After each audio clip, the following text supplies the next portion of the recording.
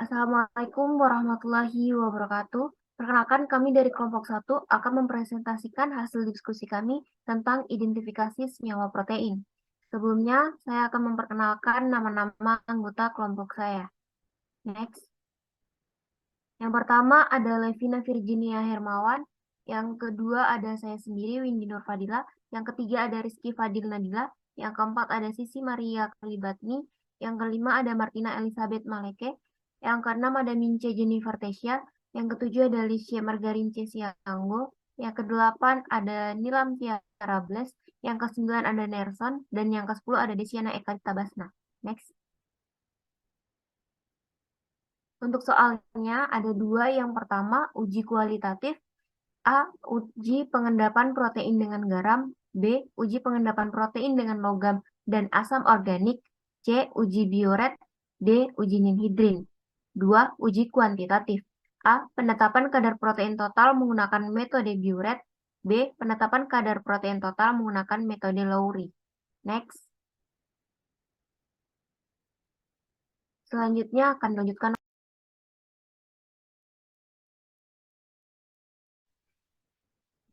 Uji kualitatif. A. Uji pengendapan protein dengan garam. Protein merupakan senyawa organik kompleks dengan bobot molekul tinggi yang merupakan polimer dari monomer-monomer asam amino yang dihubungkan satu sama lain dengan ikatan peptida. Protein adalah instrumen yang mengekspresikan informasi genetik. Protein di dalam sel dalam jumlah yang sangat besar, masing-masing membawa fungsi spesifik yang ditentukan oleh gen yang sesuai. Protein sangat bervariasi fungsinya. Protein disusun oleh 20 asam amino. Asam amino tersebut terdiri atas 9 asam amino esensial atau asam amino yang tidak dapat dibuat tubuh dan harus diperoleh dari makanan. Dan 11 asam amino non esensial.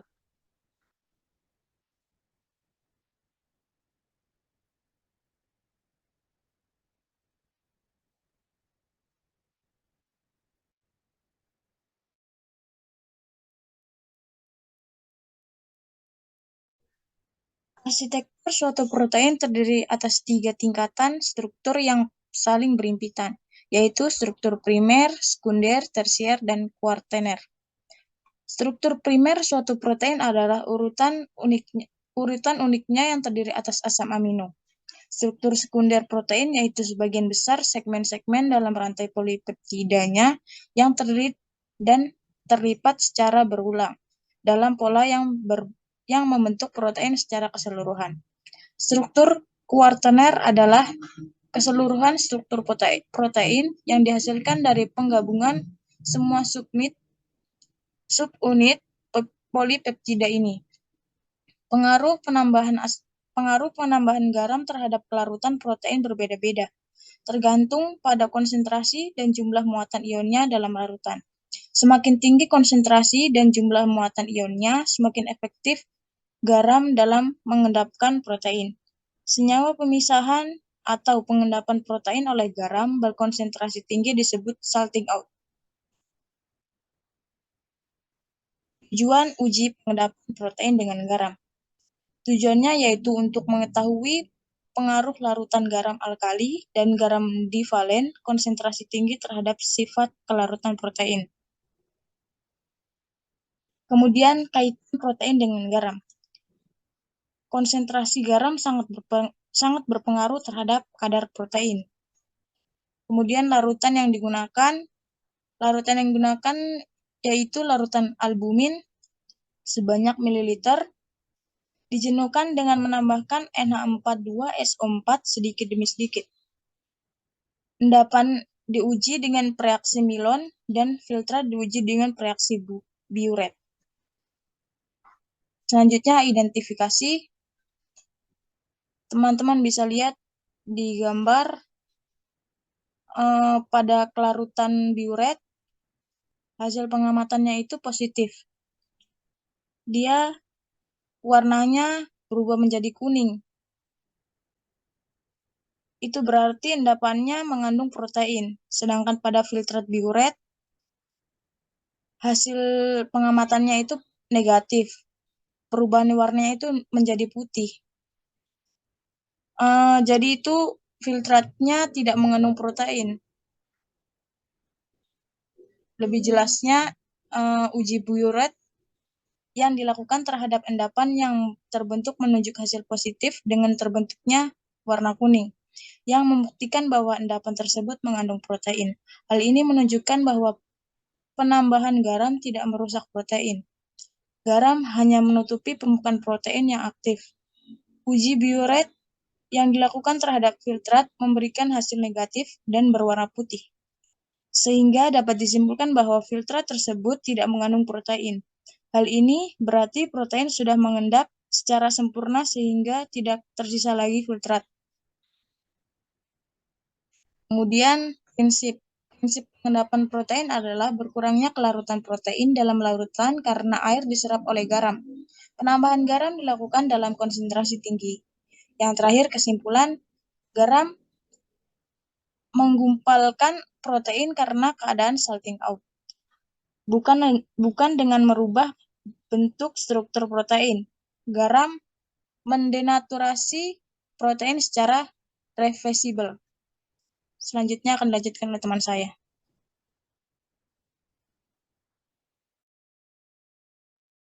Baik. B. Uji pengendapan protein dengan logam dan asam organik. Protein merupakan komponen utama dalam semua sel hidup, baik tumbuhan maupun hewan. Pada sebagian besar bagian tubuh, protein merupakan komponen terbesar setelah air. Kira-kira lebih dari 50% berat kering tubuh terdiri dari protein. Protein adalah senyawa organik kompleks yang terdiri dari unsur-unsur karbon, hidrogen, oksigen, dan nitrogen. Ada beberapa jenis protein lainnya mengandung unsur logam seperti besi dan tembaga. Protein juga merupakan polipeptida yang memiliki kira-kira 100-1800 lebih residu asam amino. Protein alamiah memiliki 20 jenis asam amino. Berat molekul protein sangatlah besar, ribuan sampai jutaan, sehingga merupakan suatu makromolekul. Seperti senyawa polimer lain, protein dapat dihidrolisis oleh asam, basa, atau enzim dan menghasilkan campuran asam-asam amino. Next.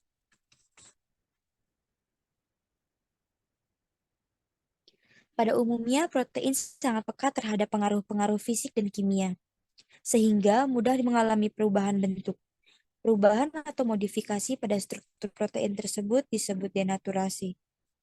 Hal-hal yang menyebabkan terjadinya denaturasi adalah panas, pH, tekanan, aliran listrik, dan adanya bahan kimia seperti urea, alkohol, atau sabun. Proses denaturasi berlangsung secara reversibel dan juga irreversibel tergantung pada penyebabnya. Lanjut. Tujuan uji pengendapan protein dengan logam dan asam organik, yaitu untuk melihat adanya endapan atau tidak dengan ditambahkannya logam berat dan asam organik. Lanjut. Kaitan protein dengan logam dan asam organik. Yang pertama, logam berat. Logam berat dapat mengendapkan protein dengan cara menaikkan pH di atas titik isolistrik. Yang kedua, asam amino. Asam amino adalah protein yang sudah dipecah melalui proses metabolisme menjadi molekul-molekul kecil sebagai bahan dasar untuk proses biosintesis. Larutan yang digunakan. Di sini larutan yang digunakan yaitu larutan CuSO4 atau tembaga 2 sulfat 5%, HgCl2 atau raksa 2 klorida 5%, dan Pb asetat atau timbal 2 asetat 5% sebanyak 10 tetes secara berturut-turut. Lanjut. Identifikasi. Baik, teman-teman bisa lihat pada tabel yang sudah ada. Bahan-bahannya yang digunakan yaitu albumin telur, tadi larutan CuSO4 atau tembaga 2 sulfat, HgCl2 atau raksa 2 klorida, dan Pb asetat atau timbal 2 asetat. Pada tabung pertama dicampurkannya albumin telur sebanyak 2 mili dan CuSO4 10 tetes. Di sini menghasilkan hasil positif atau terdapat endapan. Pada tabung kedua ditambahkannya albumin telur 2 mili serta HgCl2 atau raksa 2 klorida 10 tetes dan menghasilkan hasil positif atau terdapat endapan. Dan pada tabung ketiga, ditambahkannya albumin telur 2 mili beserta larutan PB asetat 5% atau timbal 2 asetat sebanyak 5% sebanyak 10 tetes dan menghasilkan hasil yang positif atau terdapat endapan juga. Albumin telur yang ditambahkan dengan CuSO4, HgCl2, dan PB asetat berhasil membentuk endapan. Endapan terjadi karena protein mengalami denaturasi. Berbeda dengan denaturasi yang diakibatkan oleh asam organik. Denaturasi oleh logam bersifat irreversibel, yang berarti protein tidak dapat kembali ke wujud semula. Protein mengalami denaturasi irreversibel karena adanya logam-logam berat pada larutan yaitu Cu2+, Hg2+, dan Pb2+, sehingga mudah mengendap. Lanjut. Prinsip. Penambahan asam dapat menyebabkan terbentuknya garam potensial yang tidak larut. Kemudian, protein dapat pula mengalami denaturasi irreversibel dengan adanya logam-logam berat seperti Cu2+, Hg2+, atau Pb2+, sehingga mudah mengendap. Kesimpulan, pada uji pengendapan protein dengan logam berat dan asam organik yang menggunakan pelarut CuSO4 atau tembaga 2 sulfat sebanyak 5%, HgCl2 atau raksa 2 klorid 5%, dan PB asetat atau timbal 2 asetat 5% sebanyak 10 tetes secara berturut-turut, semuanya berhasil terjadi bentuk endapan. Selanjutnya akan dilanjutkan oleh teman saya. Baik, yang C, uji bioret. Protein merupakan biopolimer yang terdiri atas banyak asam amino yang berhubungan satu dengan lainnya lewat ikatan amida atau peptida. Protein merupakan senyawa yang sangat penting di dalam organisme. Protein merupakan suatu koloid elektrolit yang bersifat amfipoter. Dengan sifat ini, protein dapat bersifat asam atau basa. Struktur protein tersusun oleh gabungan asam amino pada gugus karbonil dan asam amino dengan ikatan peptida. Bioret adalah senyawa dengan dua ikatan peptida yang terbentuk pada pemanasan dua molekul urea. Uji bioret digunakan untuk mengetahui adanya ikatan peptida pada sampel protein. Next. Tujuan uji bioret yaitu untuk menentukan adanya senyawa-senyawa yang mengandung gugus amida asam. Selanjutnya, identifikasi dan reaksi uji bioret. Uji bioret merupakan uji yang dilakukan untuk mengetahui ikatan peptida. Hasil dari uji ini positif atau berwarna ungu dan untuk zat yang mengandung dua atau lebih ikatan peptida. Reaksi positif uji bioret ditunjukkan dengan munculnya warna ungu atau merah muda akibat adanya persenyawaan antara Cu2+ atau tembaga dari reagen bioret dengan NH dari ikatan peptida dan O dari air. Semakin panjang ikatan peptida atau banyak asam amino yang diberikan akan memunculkan warna ungu. Semakin pendek ikatan peptida atau sedikit asam amino yang berikatan akan memunculkan warna merah muda. Next. Larutan yang digunakan. Uji ini menggunakan reagen bioret yang mengandung NaOH dan CuSO4 encer. Reagen bioret ini akan bereaksi dengan ikatan peptida protein pada sampel. Lanjut. Prinsip. Memanfaatkan interaksi Cu2+ atau tembaga dengan ikatan peptida sehingga dihasilkan warna ungu.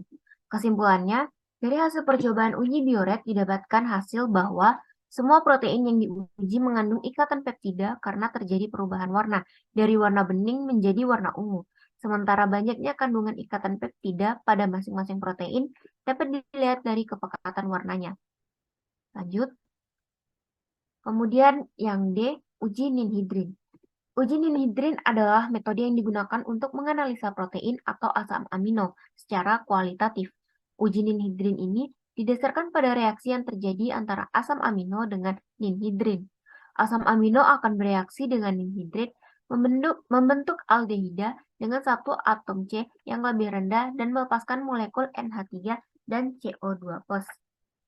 Tujuan uji ninhidrin untuk menunjukkan adanya asam amino dalam zat yang diuji.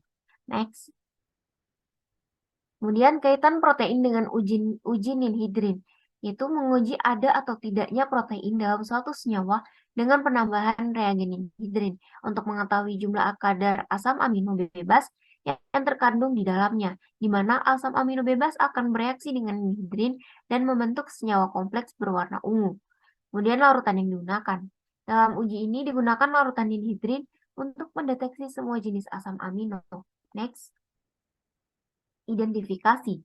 Uji ninhidrin ini didasarkan pada reaksi yang terjadi antara asam amino dengan ninhidrin. Asam amino akan bereaksi dengan ninhidrin membentuk aldehida dengan satu atom C yang lebih rendah dan melepaskan molekul NH3 dan CO2. Selain melepaskan NH3 dan CO2, asam amino yang bereaksi dengan ninhidrin akan membentuk warna ungu atau biru. Warna yang dihasilkan tersebut disebabkan karena molekul ninhidrin dan hidratin yang bereaksi dengan NH3 setelah asam amino tersebut dioksidasi.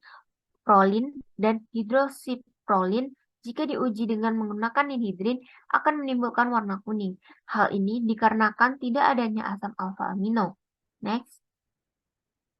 Kemudian teman-teman bisa lihat di sini pada tabel sampel yang digunakan yaitu susu skim, MSG, aspartam, dan gelatin. Pada sampel pertama yaitu susu skim, warna sebelum pemanasan adalah kuning bening. Setelah dilakukan pemanasan selama 20 detik, warna susu skim tidak berubah, sehingga dapat dikatakan negatif. Tetapi setelah dilakukan pemanasan berlanjut, warna susu skim mulai berubah menjadi warna keunguan. Hal ini dikarenakan pemanasan pada susu skim mengakibatkan destruksi susunan protein. Kemudian pada sampel kedua yaitu MSG. Warna yang teramati sebelum pemanasan adalah bening, tetapi setelah sampel berubah warna menjadi ungu pekat. Hal ini menunjukkan uji sampel MSG adalah positif. Kemudian pada sampel ketiga, yaitu aspartam, warna yang teramati sebelum pemanasan adalah bening, tetapi setelah pemanasan, sampel berubah menjadi warna ungu muda. Hal ini menunjukkan uji sampel aspartam adalah positif. Kemudian pada sampel keempat, yaitu gelatin. Warna yang teramati sebelum pemanasan adalah kuning, keruh. Tetapi setelah pemanasan, sampel berubah menjadi warna ungu. Hal ini menunjukkan uji sampel gelatin adalah negatif. Mohon maaf, pada tabel ini hasil uji pada gelatin seharusnya negatif. Selanjutnya, prinsip. Interaksi antara ninhidrin dengan asam amino bebas. Asam amino bebas memiliki gugus min NH2 yang tidak digunakan untuk membentuk ikatan peptida dengan asam amino lain. Kesimpulannya, uji ninhidrin adalah metode yang digunakan untuk menganalisa atau asam amino secara kualitatif. Dalam uji ini, digunakan larutan ninhidrin untuk mendeteksi semua jenis asam amino. Uji ninhidrin ini didasarkan pada reaksi yang terjadi antara asam amino dengan ninhidrin. Asam amino akan bereaksi dengan ninhidrin membentuk aldehida dengan satu atom C yang lebih dan melepaskan molekul NH3 dan CO2. Selain melepaskan NH3 dan CO2, asam amino yang bereaksi dengan ninhidrin akan membentuk warna ungu atau biru. Warna yang dihasilkan tersebut disebabkan karena molekul ninhidrin dan hidratin yang bereaksi dengan NH3 setelah asam amino tersebut dioksidasi. Selanjutnya akan dilanjutkan oleh teman saya. Nomor 2, uji kuantitatif. Bagian A, penetapan kadar protein total menggunakan metode Biuret. Protein merupakan komponen utama penyusun sel hewan ataupun manusia. Penentuan kadar protein dalam suatu bahan makanan ataupun minuman dapat diukur dengan beberapa metode, yaitu metode Biuret, metode Lowry, metode Bradford, dan metode BCA. Tujuan untuk mengetahui kadar protein dalam sampel minuman merek Ultramilk. Next. Prinsipnya, pengukuran dengan spektrofotometer adalah interaksi antara molekul dengan cahaya elektromagnetik berupa serapan sinar monokromatis oleh suatu larutan berwarna panjang gelombang tertentu. Reaksi yang terjadi antara Rugen Biuret dengan sampel susu menghasilkan warna ungu karena terjadinya reaksi antara ikatan peptida pada protein dalam susu.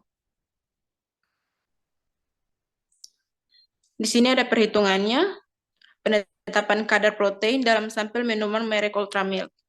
Y sama dengan AX tambah B sama dengan 0,0805 X kurang 0,0189. Menghasilkan di sini 0,128 sama dengan 0,0805 X kurang 0,0189.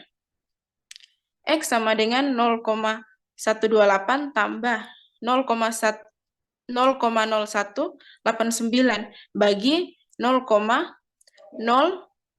805 sama dengan 1,825 miligram atau mililiter. 1,825 miligram atau mililiter kali 50 mililiter sama dengan 91,25 miligram sama dengan 0,09125 gram dalam pengenceran 50 mililiter. Jadi, kadar protein dalam minuman merek Ultramilk adalah 0,09125 gram dalam 50 ml pengenceran. Untuk bagian B-nya, penetapan kadar protein total menggunakan metode Lowry. Pengujian kadar protein dilakukan dengan menggunakan metode Lowry. Metode Lowry merupakan uji protein secara kuantitatif, secara modern, yaitu dengan spektrofotometer visible. Metode ini digunakan untuk menguji kadar protein terlarut atau protein yang diserap oleh tubuh. Tujuannya untuk menentukan kadar protein suatu bahan dengan menggunakan metode Lowry. Prinsip, reaksi antara protein dengan asam fosfotungstat, fosfolidat pada suasana alkalis akan memberikan warna biru yang intensinya tergantung pada konsentrasi protein yang ditera. Larutan yang digunakan adalah BSA dan beberapa zat yang bisa mengganggu penetapan kadar protein dengan metode Lowry ini, di antaranya buffer, asam nukleat, gula atau karbohidrat, deterjen, gliserol, trisin, EDTA, tris, senyawa-senyawa kalium, sulfhidril, hisulfida, fenolat, asam urat, guanin, xanthin, magnesium, dan kalsium. Untuk selanjutnya saya kembalikan kepada moderator. Baik, sekian dari presentasi kami kelompok 1. Kurang dan lebihnya mohon maaf. Wassalamualaikum warahmatullahi wabarakatuh.